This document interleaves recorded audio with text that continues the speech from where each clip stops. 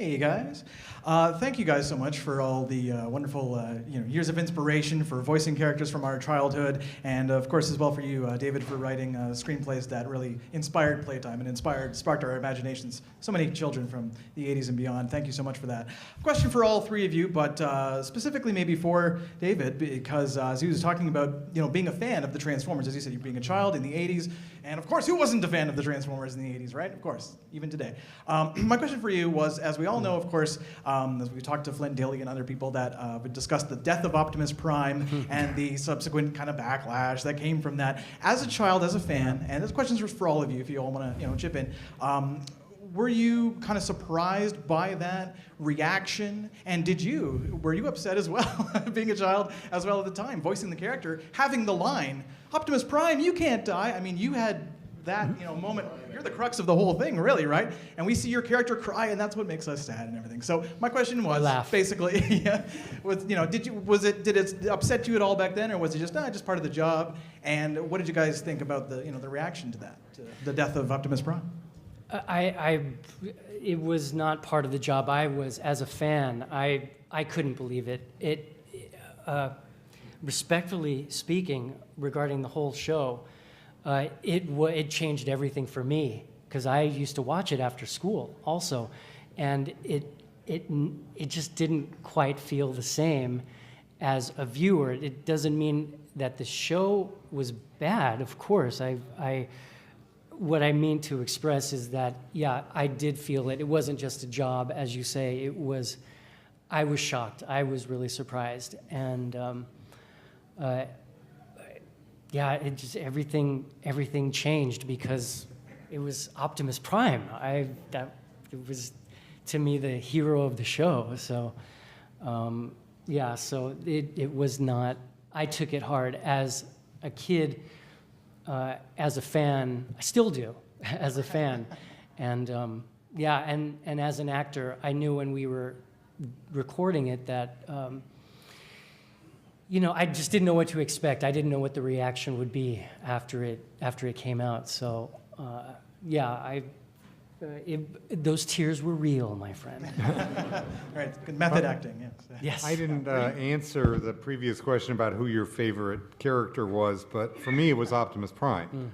I've said this on many occasions. He's just the greatest, and I'm usually not. I did Teenage Mutant Ninja Turtles. I'm not the straight arrow type, but he's the greatest leader character, and in fact, Jeff Scott, who worked on the original development for the series early on, apparently described him as Abraham Lincoln, and I was like, that's absolutely right.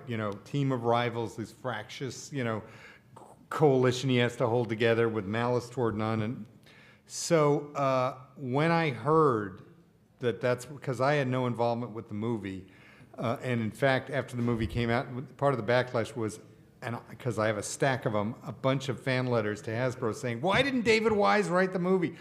He wrote the best TV episodes, which they used to butter me up to get me to do the Rebirth. But no, when I heard they were doing that, I will try to keep this non-obscene. My reaction to Jay Bacall of Sunbow was, are you effing kidding me? You're killing off Optimus? Are you out of your effing mind? I mean, literally, I went ballistic over it, and I was completely unsurprised, and in fact predicted the backlash to that. And big surprise, so what did they do? They brought in Marv Wolfman, and he brought him back. So there you wouldn't have written it the same way, clearly. A little different. Maybe not a robot no, coma. But hell no. Maybe a robot coma instead, and we'll bring him back at the end. I might have done something. I would have done something clever. Granted, I wouldn't have gone for the melodrama and the pathos and all that, but it was, that decision was all about the selling toys. It had nothing to do with. It was about, well, we've sold all the Optimus Primes we're ever going to sell. They thought.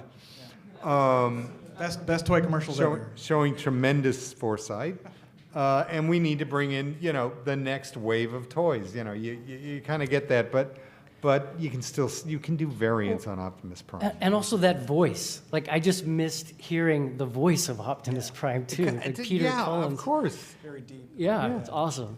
Roll out. Were you shocked at all as well, Hal, since obviously you were in the I'll movie be honest too? with you. I'm completely shocked every time I get a call from anybody that says, "Would you like to come to a Transformers convention?" Yeah, me too. I can't think of any. I've done a lot of shows, and I can't think of anything else that vies with this, aside from Futurama, The Simpsons, and maybe The Flintstones. It's just, keep going. Come on now. You have more credits than that. yes, but I mean, you know, it's just it's got longevity. It's got everything a part of it, and of course I owe everything to the fruits of this man's imagination and others like him. Did you just call me a fruit? An imaginary fruit. Okay. Yeah. Okay. Well, It's like a wax peach. I actually, that's actually accurate. So. Thanks a lot for answering, guys. Thanks All for right. coming. Thank you.